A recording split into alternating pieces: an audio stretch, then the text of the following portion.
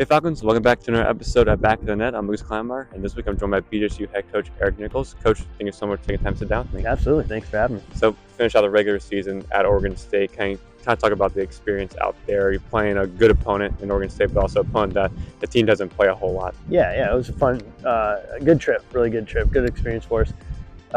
Play a lot of different style out there than we see around here, especially as we're in the conference season.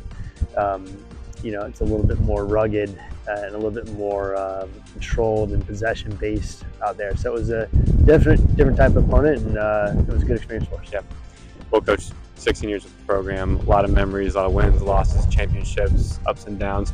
For your 16 years here, what has kind of been some of your favorite memories coaching the program?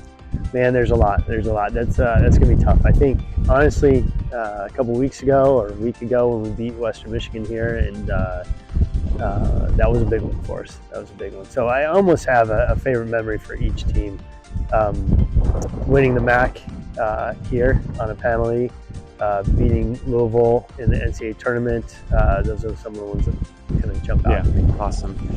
Well, Coach, if you had to give someone a piece of advice, if they're a player that wants to get into coaching or even just a young coach who's just starting out coaching, what piece of advice would you want to give them? I think I would say remember what it was like to be coached and how you liked to be coached, how you like to be talked to, how you like to be challenged, and just always kind of see it through that lens, and the way you create your sessions and the way you handle your interactions with your players. Just keep that in mind, and remember it's less about tactics and more about relationships.